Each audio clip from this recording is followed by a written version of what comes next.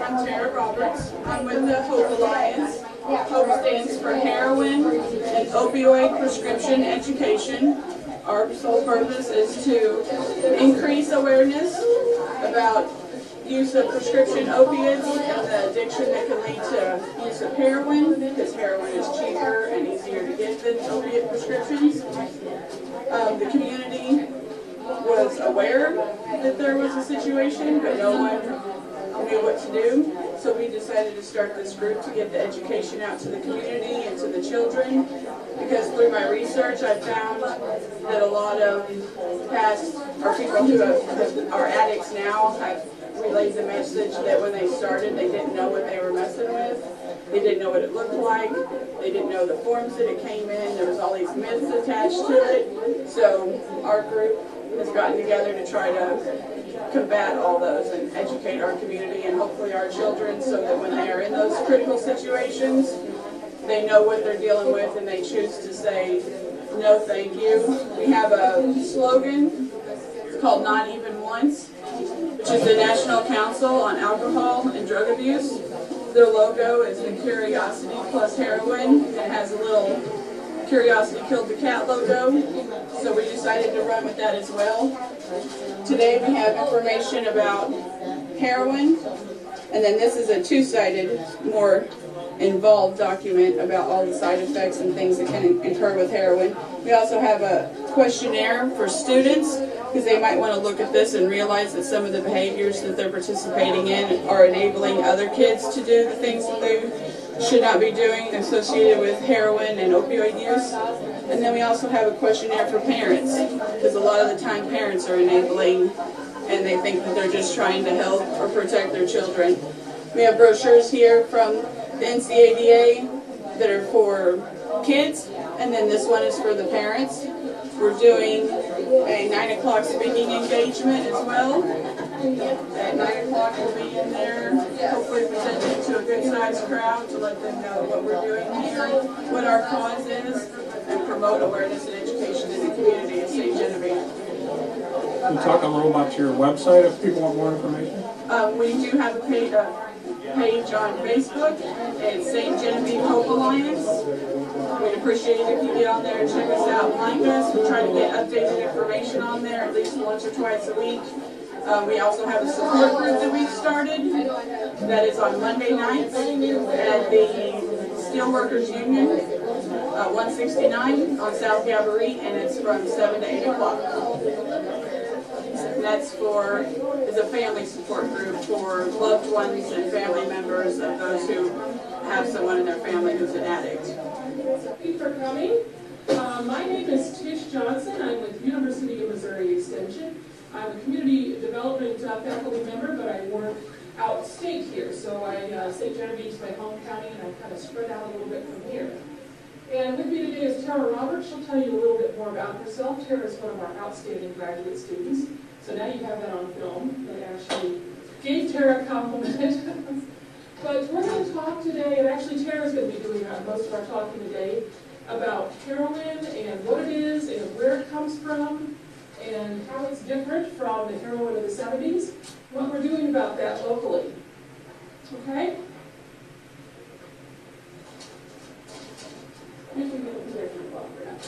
There we go. Well, like she said, I'm a social work grad student, finishing up my master's specifically in nonprofit leadership and management. When I came to Tish, we were working on various other projects when I first started, and ran across this topic just in a brief conversation with someone else in town. I heard something about young kids and more frequent sightings of heroin use. Well, my first question was, in this town? In St. Genevieve? No, I can't. Suspicious. So I did some research, went out around town and talked to people I did not know, went up to people who I judged to be between 18 and 24, and asked them if they knew people who were addicted to heroin. Every single person I talked to could name people that they knew. Friends, loved ones, cousins, people from school. I'm like, wow, really? This is a pretty serious problem here. So I started doing the research, trying to figure out Where does this come from? What it looked like, where it came from, or why it did what it did to a person. Where did the addiction come from that's so strong? So, this much research later, from about 1972 to 2012, I absorbed it all, and we had conversations and decided we would try to get a group of people together, because during my research I had talked to local law enforcement, and they had verified what I was saying, or what I was believing, and they also said that there's the heroin issue, but on top of that there was all the theft and crime that came along with drug seeking, specifically towards heroin and opioids. Then I talked to some medical professionals in town. They verified it too. I'm like, well, if everyone knows that this is an issue, then why is nothing happening? So at one of the St. Genevieve County Services Forum meetings, I sent out a questionnaire to everyone. I wasn't there. I kind of did that deliberately, so that it was almost a blind questionnaire. And I asked them questions like, do you believe that there's a heroin epidemic in St. Genevieve County? Every single response was yes. When I asked them what level of concern do they think that we should have based on the Likert scale, 1 to 5, 5 being extreme concern, 1 being no concern, 3/4 of the answers were 5 for extreme concern, and a couple of them, they actually wrote 3 to 4, so extreme to moderate concern. So everyone was aware, people were concerned, but no one really knew what to do about it. So during my research, one of the most effective things I found through the years, because there is no cure-all for everything, is peer education. Peer education simply means I take people, educate them, the same information I'm learning, what it looks like, where you get it, the different forms it comes in, what it does, and send those people, specifically kids, because they're the ones that are in those situations. They're the ones that are at the parties. They're the ones that are being suggested the use of it. And a lot of the times when I read the stories of people who were in recovery, they said when they first did it, they didn't even know what it was. They were either lied to and told it was something else. They were told as long as they don't inject it, they don't get addicted. Various myths and lies, because that's what drug dealers do. And they specifically, I read this in my research too, this is just a new thing, the drug dealers are specifically trying to target 12 and 13-year-old kids now with the logic that they don't get their driver's license until they're 16. So they're within proximity to this child, so they'll keep coming back. They can't drive to go to someone else. Pretty sick and twisted in my opinion, but that's the methods. That's why the children are getting younger and younger and younger, because it's being shown to them and proposed to them and offered to them, and they don't know any better. You know, a certain level of experimentation, that's almost an unavoidable thing, but we hope that it's a very low level. This is something completely different. This recircuits your brain. This changes you forever. So, trying to come back to figuring out how we're going to do this. Chose that for my practicum project, created the Hope Alliance with some probation and parole officers, law enforcement, medical professionals, couple business people, and then we had a woman who came in that was a parent. After we had our first article in the paper, we had an inflow of people coming to the office and making phone calls. I'm an addict, been in recovery for 3 years, I want to help. My son or daughter's an addict, there's no support around here, there's no one to talk to, thank God you're here. So we automatically were drawn, yes, the schools, trying to get to talk to them, work on that, hit it from every angle, but not all at once to try to attack everyone, because, you know, it's a sensitive subject. Even just people coming in, some of them are like, no. And that's sad to me, because heroin addicts don't look like what you think they do. So, our 3 goals of the Hope Alliance. Very basic, very effective though. Increase public awareness about heroin and opioid use. Because a lot of the older adults don't realize that the medications they have in their cabinet are gold. They don't even want them anymore. They took 2 or 3 pills, didn't like the way they made them feel. They're in the cabinet. These kids know what they are. So you may not know they're there, and they may not even be there anymore, because someone's already gotten them.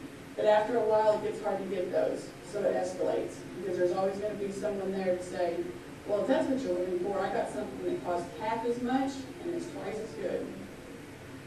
That's easy.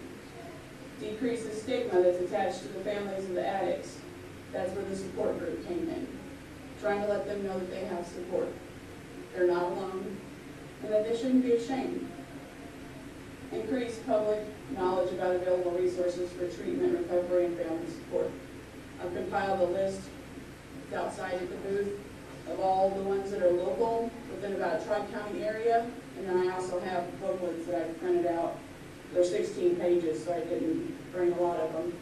You can get on the Narcotics Anonymous website and go through and search, and it'll print out every NA meeting that there is. Because these people are always looking for another meeting. This is how it started. Heroin was originally created as a substitute for morphine addiction. Come to find out, the Bayer Pharmaceutical Company created this, and it became 2 to 3 times as addictive and was the #1 abused opioid by 1920. And it's been a couple of years since. This is the opium and poppy plant. This is the opium. This is the poppy. This is the actual pod in the middle. This is what they squeeze to get that white juice out, and then they dry it and process it, and that's pure heroin. This is a huge poppy field. Where were you? I was actually in Guatemala and saw poppy fields owned by the government, that were operated by the government.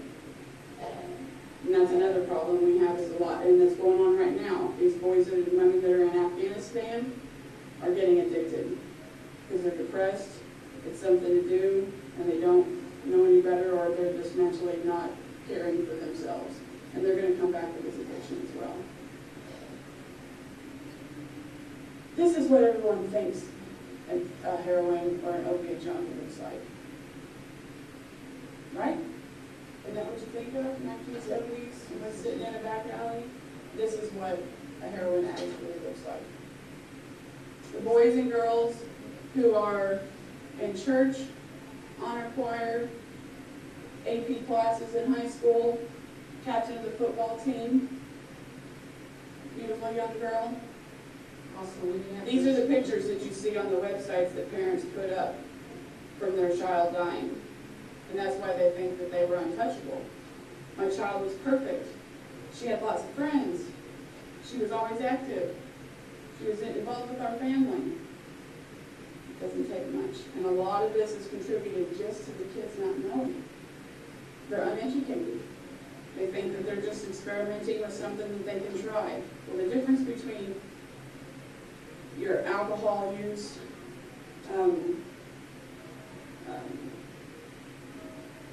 tobacco use, your lower level things as far as that spectrum goes that the kids experiment with, those have a different pattern. When you start out with that, it's an experimentation. And after a few uses, then it becomes a recreational thing. Then after many more uses, it becomes habitual. Then eventually it becomes an addiction. With heroin and opioids, that whole middle area is skipped. It goes from use 1 or 2 to addiction.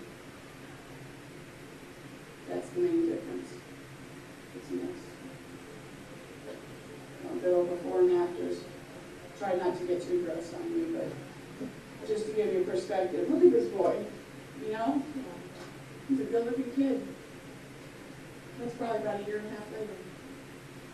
Well, what strikes me about these photos is they're probably already addicts when that first smoke shot was they've been using. Yeah. So So that's how they quickly don't you care. carry this guy down here over 7 years. Because people say, well, why do they do that? They see themselves doing this. Why don't they ever think, I look like hell, why am I doing this to myself? Because that's what heroin does to your brain. It reprograms it where heroin is more important than your children, your mother, your father, your water, your food, your hygiene. Your brain doesn't think about anything else. It's the most important thing. It's the first thing on their mind when they wake up. It's the last thing that's on their mind when they pass out the night before. You know, we didn't have to dig for these photos. No. They were like at the We top had to of the pick Google ones search. that weren't too graphic for They you. were right there. Some of the short and long-term effects. After first use, the euphoria, that's the big hook. Because I'll admit to you, from every addict that I've talked to, they said if it wasn't killing them, if they didn't know that it was destroying their life, they'd use it every day. Because it makes you feel so good. Emotional pain, gone. Physical pain, gone. Spiritual pain, gone. Everything's great. It's not. But that's what the drug makes you think, it makes you feel, because it blocks in the back, what is it? The pain receptor in the back of your neck, is it cerebellum? Yeah, I mean, well, your cerebellum is probably. Is the main producer. It blocks that, where there's none of that pain.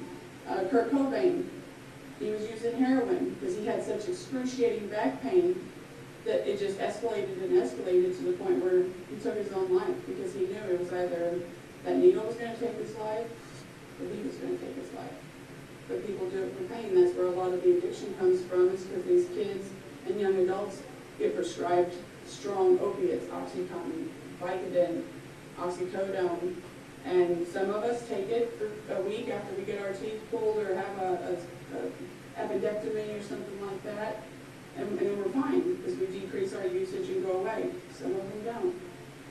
They want more pills, and then when they can't get them, then they start seeking them and looking for them in your cabinets and going to friends' houses and looking for them in their cabinets, trying to buy them on the street. That gets too hard and hectic.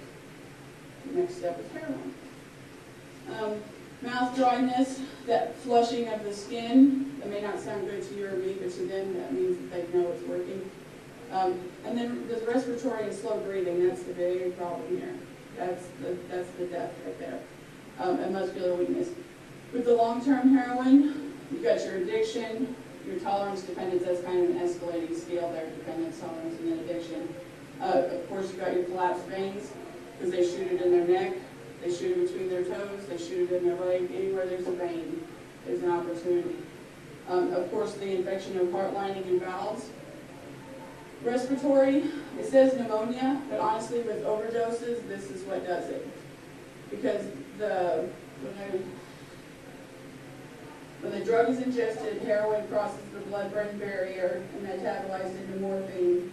Then it binds with the opioid receptors in your brain, and they're related to your central nervous system.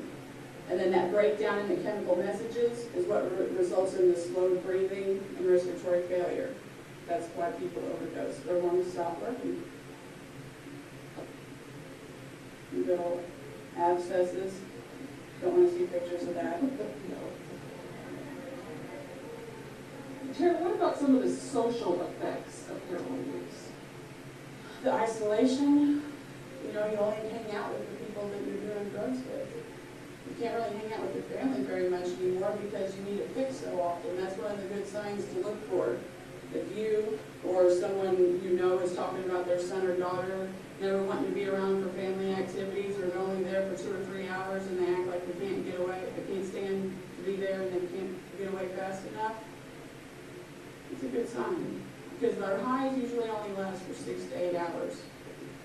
And by 6 hours, they're itching, they're wanting more, and they gotta go, because that's the most important thing. So the only people that they feel socially acceptable hanging out with is other addicts. They lose friends, get kicked out of school, lose their jobs. It's a downward cycle, and then they get to that desperation point where they think, well, what is there then? Lost my friends, lost my job, my family hates me, which they don't, but they think that.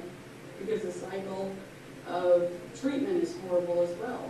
These people spend thousands of dollars to send their loved one to treatment, and the research shows that it takes about 4 to 6 times of treatment, rounds with drug treatment before it's possibly going to be successful. This is a whole different kind of thing. That's why when I got involved with the NCADA, their slogan is "Not Even Once," and they've got their website on here, notevenonce.com.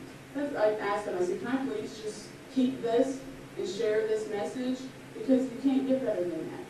Because that's the whole point of it all. It's just not even once. It's not something you want to experiment with. You know, and then there's always the kids that say, oh, well, I did it once and I never did it again. Well, you know, you can put a gun and a bullet in a gun and slide that and play Russian roulette and get away with it once too. But it's not really a good idea. And there is 1% of people who are different than others, you know what I mean? But they don't need to be spreading that message to everyone else, because that's detrimental to everyone else. Well, no, they're again, they're good clean-cut kid. Never would have guessed, huh? I never would have guessed. Beautiful boy singing his heart out. We all know Philip Seymour Hoffman passed. There again, great actor. Had been in and out of treatment, but never would have guessed. These are some of the things to look for. This is another problem. A lot of the parents that I have come in contact with and have talked to, even though they've been through so much, they still learn so much from me, because they still don't realize. And when I talk about these things, they're like, I saw that. I saw these stupid little things and wondered what the heck they were. And I wondered where all my spoons went. Still don't make you do. Why were they eating cereal in their room? And I kept telling them to stop. You know, just all getting tickets up in St. Louis at far out of town places, Jennings. You know, what are you doing in Jennings? Oh, no, I was with some friends up there. Why? And parents don't continue because you don't want to bug too much. But you need to go with your gut. If there's no reason for them to be up there, they weren't working up there, they didn't have anything going on up there, that's a bad neighborhood. There's certain places where you can put two and two together. Your syringes, these have black tar heroin in them, that's why they're so dark. There's different kinds, there's the white, rosy, gray, and black. What they'll do is put this powder into the spoon, and that thing right there, that's usually a piece of the cigarette filter, because that's what they use to pull it up in, so they don't get all the additives that they cut it with. They heat it up till it starts boiling down, stick that syringe in there, and pull it up, get all the air out of it, get it lined up, no bubbles, and what they'll do is inject it, pull back, as soon as they see that blood enter, they know they've got their vein, and there you go. So, a lot of addicts also are notorious, especially the more progressed ones. They will actually line up 6 or 7 syringes when they get their package, so that they don't have to worry about being jittery and shaky and messing it up or spilling it. So you might, or so a friend might tell you they found 3 or 4 of these underneath their mattress or something. And I had others think that this is the way it comes. I have to explain to them, no, that was your son or daughter premeditating that they were going to use these over the next 24 hours and they let them in. This is chunks of heroin. Most of it comes in powdered form, but this is like the almost you'd say the gray. Yeah, it's kind of the gray though, because there's the white, it's like a rosy gray, and then the black tar heroin, sticky. But this is just either pieces of balloon, or they'll just take a corner or a little piece of a shopping bag and tie it up. So you might even see little pieces of a Walmart shopping bag torn up and twisted at the top, laying around it, and you just think it's trash. You're like, what's that? You know, for the adult store. You might want to look around a little bit more. And then these are capsules. People put these put the heroin in things as small as little Benadryl capsules. That's how little it takes to get a good hit. These are bigger. You can get these at most of the health food stores where you can fill them with your own things. But then also, this is just what is this? This is described as a button. That's how they refer to it. And what did And this is called gear. Sarah, what were we told how much we could get a button locally?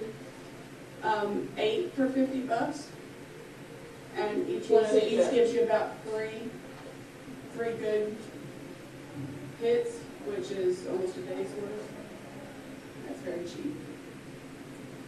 That's good for sharing with friends. $50 is not hard to come up with if you train a group of 3 or 4 kids.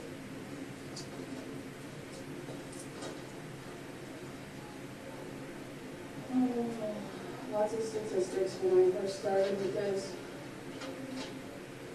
So, I mean, the main point of these, I dragged these out, so I'll interrupt Kara here, is we tried to find some Missouri statistics, and a lot of them are a little bit older, 2010, 2011. The main point here is, this is St. Louis City, St. Louis County, is the rate, where they're going. 2011 looks a little lower, but that's only because that was not a full year.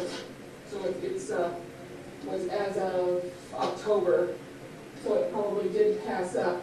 And then when we look at, this is from a state report, this is actually very interesting in Missouri about drug use. It's online. If you're interested, let me know. Heroin, opioid abuse, emergency room diagnoses, and treatment admissions, when it was mentioned in emergency rooms. In my view, these are only the people getting to the emergency room. And again, here the point is, these are the ER diagnoses, right through here. And these are the people that actually mentioned it. Oh yeah, I am doing heroin. But the trend is the point here. And this is not a Missouri-specific problem. This is not a St. Genevieve specific problem. We're not here to tell you things are so much worse here in St. Genevieve than everywhere else, because that's not true. We do have a location issue. We are between St. Louis and Memphis. We're on right off Interstate 55. We've got some pretty easy transportation between there. I think we feel like one child, one individual, one adult using heroin is one too many. And we don't want to wait until there's a lot of dead people in this community to get concerned about it. We want you to be educated now about what heroin looks like, what's going on with it, so that we don't get to that point. Some of the information that I have out there also points out that back in the 70s, they estimated that the street heroin was approximately 4% pure, and the stuff that's on the street today is about 40% pure. So that's one of the biggest problems that we're having with overdoses, because these people think that they are professional heroin junkies. They think that they know what they're doing and what their body can handle, but the thing is that they can go to the same dealer from hour to hour, day to day, and it will be different things, different stuff that will differ. That's Philip Seymour Hoffman had the fentanyl in it. Well, fentanyl is bad in itself, but we put two doubles there, two double whammies. I don't know why anybody would want to try to risk that. One's bad enough. But it's just getting crazier and crazier. So these kids don't know what they're doing. So there again, the education, being aware yourself, almost hyper-aware. Because you might want to be looking at other people's kids, because sometimes parents don't see it themselves. You might notice, there's a difference between the normal teenage angst, don't want to talk to you, sleeping all the time, moodiness, and this sort of behavior. Tara, what's the age range of people using heroin today? According to state statistics, the average first use, actually this is for St. Genevieve County, the average age of first use in St. Genevieve County is 16.3 years old. The state of Missouri is 21. So we're younger than the state average. And the average date of death for an addict is 35, I believe. It's not a big window of opportunity there. But the point is that hopefully with all this action, with people knowing a little bit more, having their eyes open, we'll be able to stop this, because that's my whole mantra this whole time is proactive, not reactive. Because we know it's here, but why wait until we start having articles in the paper at least once a month with the death of another young adult? Especially someone as young as 12, 13, 14 years old. You know how vulnerable their bodies are, and how much their bodies and brains are developing and changing. People who are addicted to heroin, that's a lifelong affliction. This is something like an alcoholic, once an alcoholic, always an alcoholic. They say you cannot even have a drink, because it will create that down spiral. That's almost easier than breaking the cycle of having an addiction like this. Because what do you do when you're an addict and you've gone through all the work to get clean, and trying to live your life right, and you get hurt. You go to a doctor. How hard is it to get a doctor to listen to you when you're just a regular person, much less when you're an addict and you're trying to tell them, I need something that's going to help me with my pain, but it can't be an opiate painkiller because I have an addiction. You know, there's a lot of different scenarios there that they have to deal with that we never even think about. It's not as easy as you might think. It's a lifelong thing. They can never use it again, and that's why the relapse rate is so heavy. Because they might be clean for 3, 4, 5 years. It's one of those things, like one of the best expressions that I've heard, because I talked to a couple addicts, just probing them, you know, trying to find out, what do you want me to relate to people? What do you want me to make them understand? And this was really powerful to me. They said, tell them to imagine something or someone in your life that you could not live without. Your grandson, granddaughter, your only child, your husband, whoever you have that you think, if I lost them tomorrow, I don't think I could live. Now, imagine someone telling you that that person is destroying your life, even though you don't feel like they are. Because that's how the addict is. They don't think that that's the problem. If anything, they think they're the problem. Imagine having to relinquish that for the rest of your life because people said that that's what you needed to do. Now imagine that person or that thing being just down the hall. If it's a person, imagine hearing your grandson or granddaughter laughing and playing, and you can't go down that because that's not good for you. That's the burden that they carry. Because even though we, as clear-minded people, know, well, that's completely different. That's bad for them. It's going to kill them. It's going to destroy them. In their world, that's not what they see. They see you trying to tell them that the one thing that makes them happy and makes them feel good and they feel like they can't live without, they can't have it anymore. You think about how many times you would break and try to do everything you could to be sneaky and go see that person or get that thing just for 5 minutes, just to have that moment. And think nobody will catch me, nobody will know. That's what they deal with. And I thought that was excellent. I'm like, that's a really good way to explain it, to put it into perspective for anyone. Everyone has something that they love so much they can't imagine living without. So Tara, what is the Hope Alliance doing locally? I know we're a brand new group.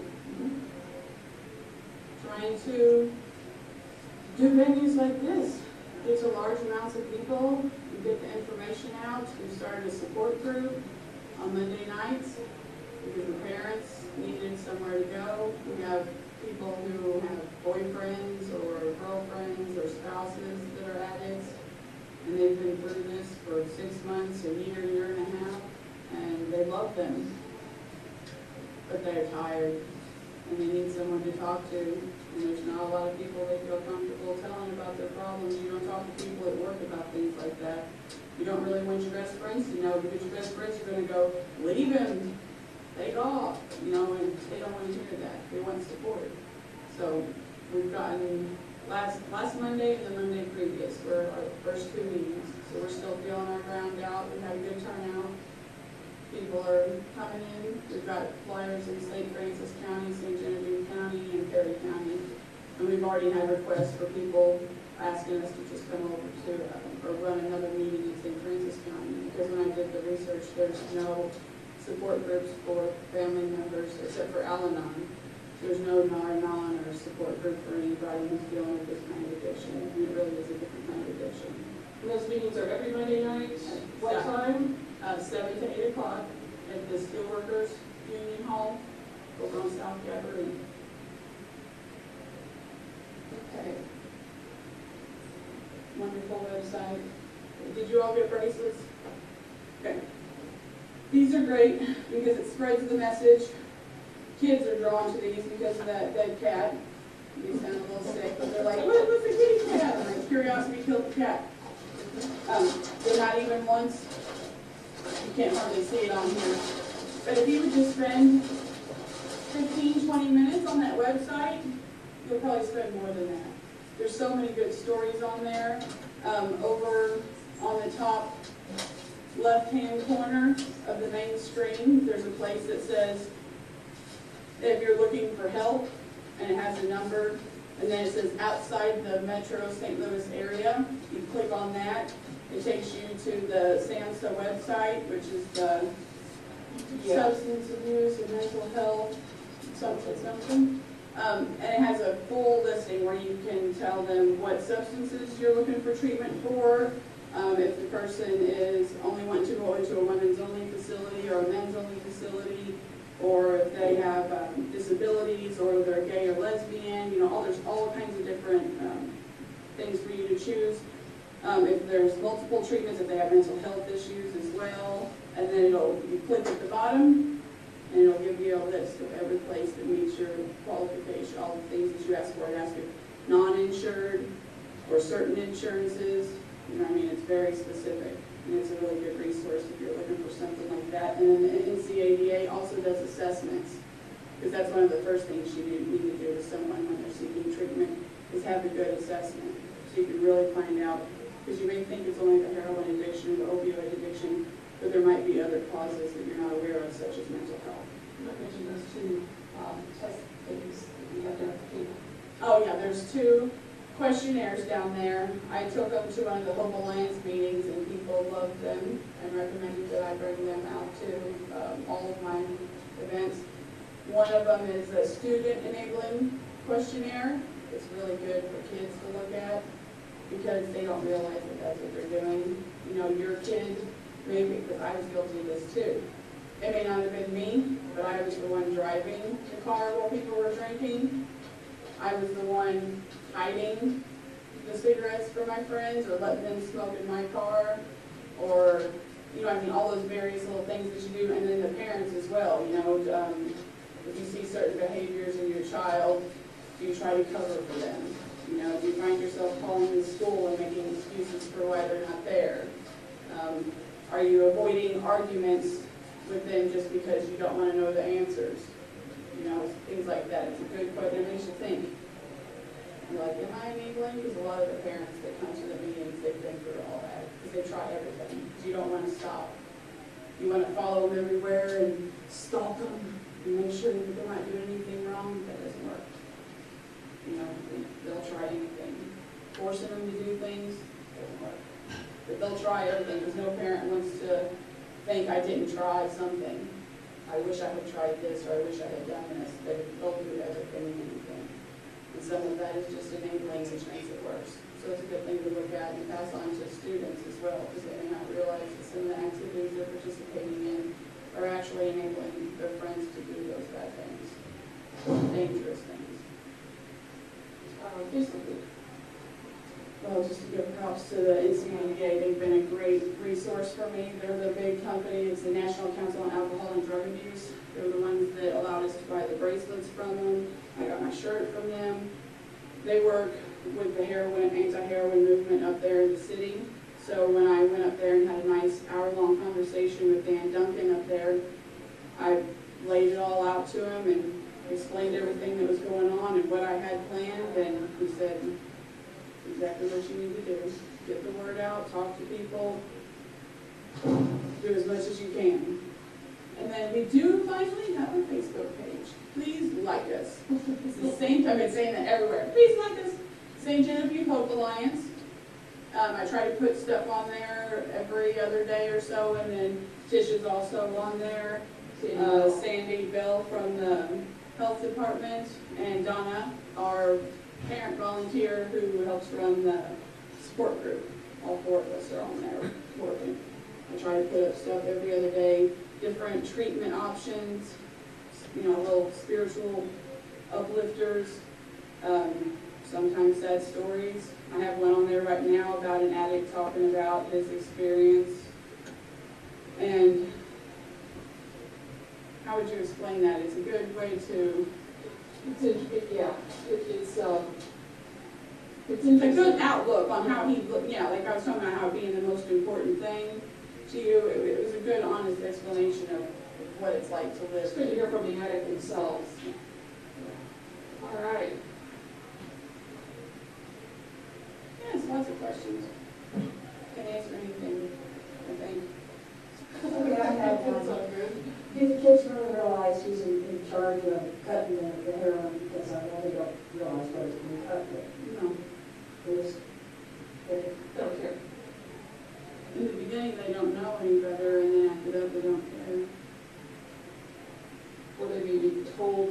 something that isn't true, like, you'll get a better high, or, Because it might be cut with something like baby formula to make it less powerful, but it might be cut with fentanyl or some other painkiller to make it more powerful.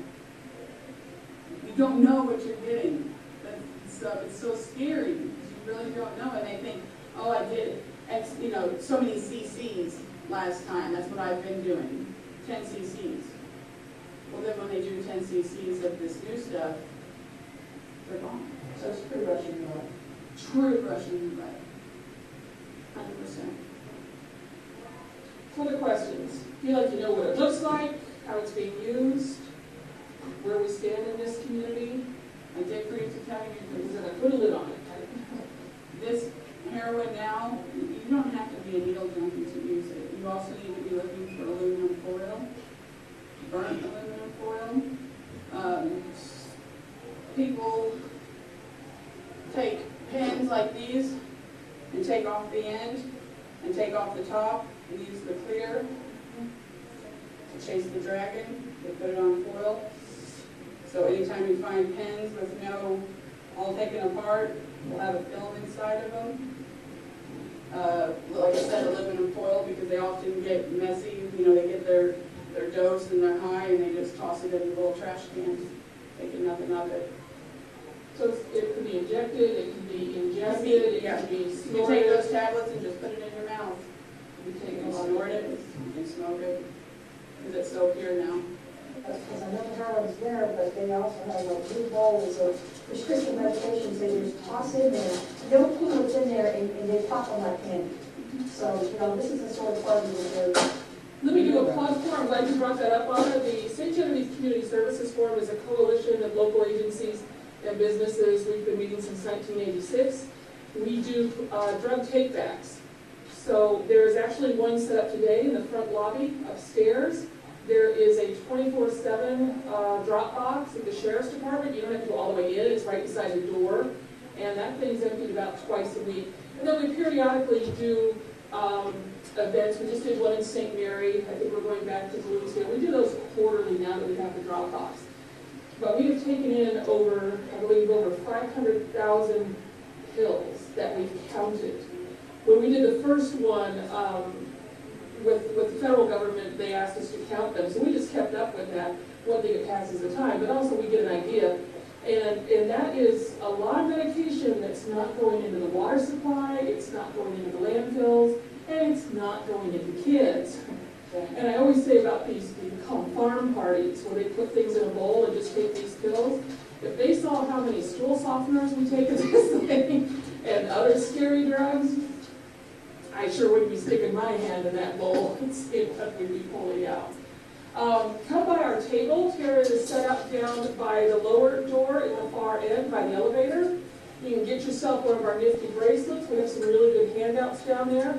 And you can talk more with Tara because she loves to talk about this stuff. So, what do you think, ladies? Has she earned her master's degree? Oh, yeah. Fabulous job there. She's doing a great job, and she is a St. Genevieve County resident, so we're very proud of her. Today you have that on film too.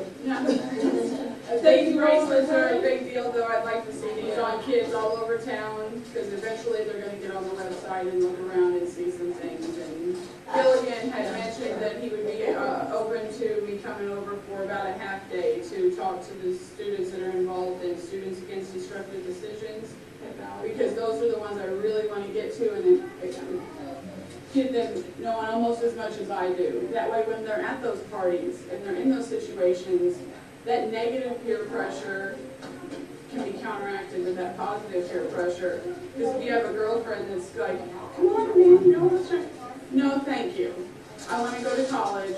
I like my money. I don't want to spend it on that crap. I like my skin. I don't want to be gray. There's lots of snotty little ways to go about it to dissuade your friend from doing it. Everybody has their own methods. Boys, I like being buff. I don't want to be like one of those junkies. That's all it takes for the other friend to go, all right, man, whatever. But if the other person joins in the bandwagon, All right, not even once. peer education. Okay? Okay. Thank you all for Thank coming. you.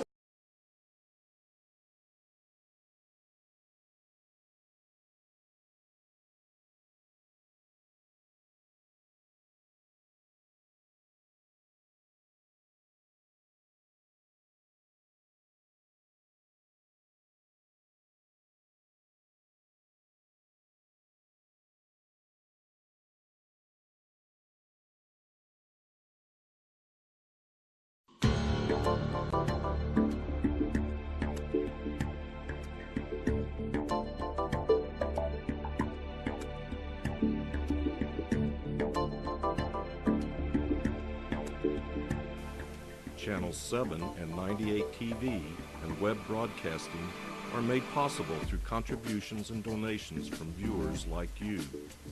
Thank you for your support.